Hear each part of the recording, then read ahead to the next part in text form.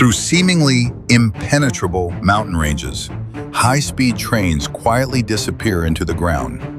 A few minutes later, they reappear on the other side, still running at 250 to 300 kilometers per hour, as if the mountains were never there.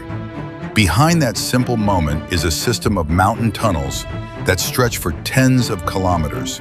Inside them, thousands of engineers and workers operate in darkness, under high pressure, surrounded by rock as hard as steel. China already has dozens of transport tunnels longer than 10 kilometers, and many tunnels that go beyond 20 kilometers for railways and highways. The total length of its traffic tunnels has reached tens of thousands of kilometers.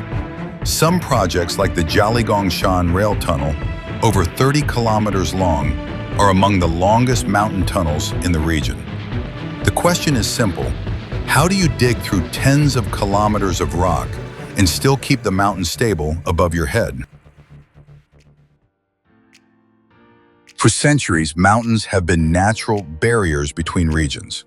To cross them, people depended on steep, winding mountain passes. In winter, there is ice and snow. In the rainy season, there are landslides and falling rocks. With complex terrain like China, depending only on mountain roads makes it almost impossible to connect major economic centers using expressways or high-speed rail. Rockfalls, slope failures, fog, and strict speed limits all work against the idea of 300 km/h trains.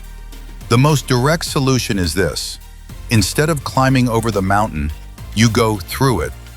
A tunnel longer than 20 kilometers can cut a route of many twisting mountain kilometers down to a single, straighter line.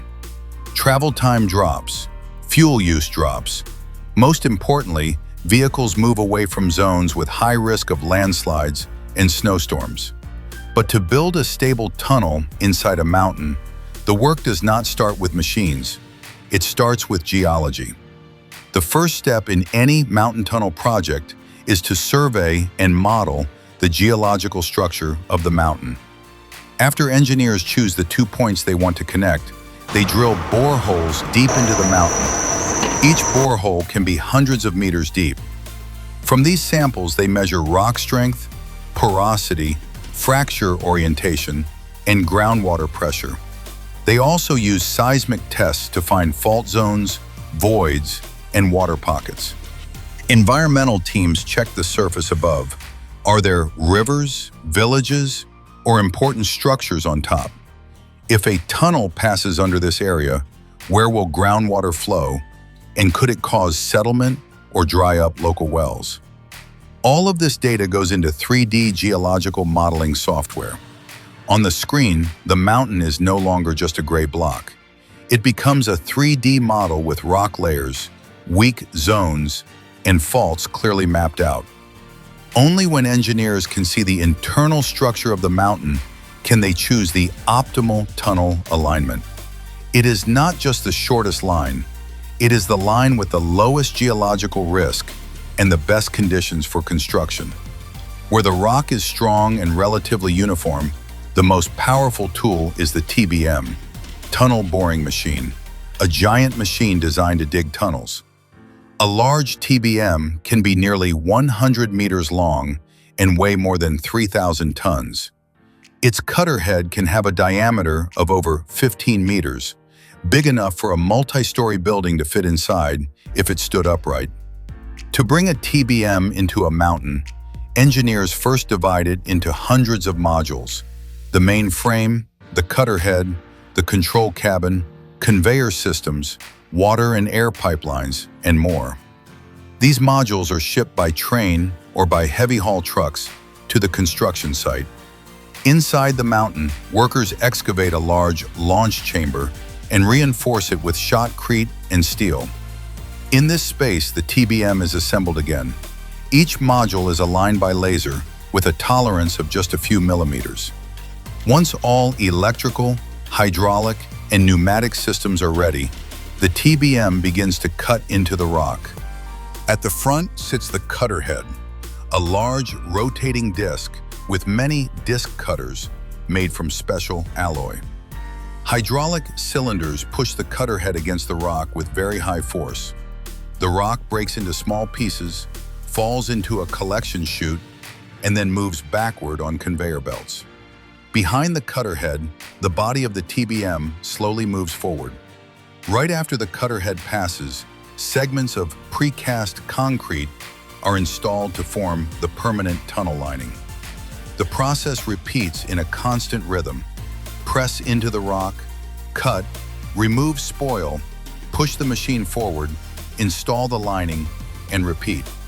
In some of the longest tunnels, this cycle runs 24 hours a day, 7 days a week, stopping only for maintenance and safety checks. However, not every part of the mountain is suitable for TBM operation. When the tunnel passes through weak rock, loose soil, or zones with a lot of water, a machine weighing several thousand tons can get stuck or destabilize the surrounding ground. In these cases, engineers use more traditional methods that have been upgraded with modern technology. One method is controlled drilling and blasting. Workers drill dozens or hundreds of small blast holes in a fan-shaped pattern on the tunnel face. They calculate the exact amount of explosive for each hole and set millisecond delays between blast points so that the shock waves break the rock in the planned direction. After each blast, the ventilation system removes dust and gas. Then crews enter, remove the broken rock, spray a temporary layer of shotcrete, and install rock bolts to stabilize the roof.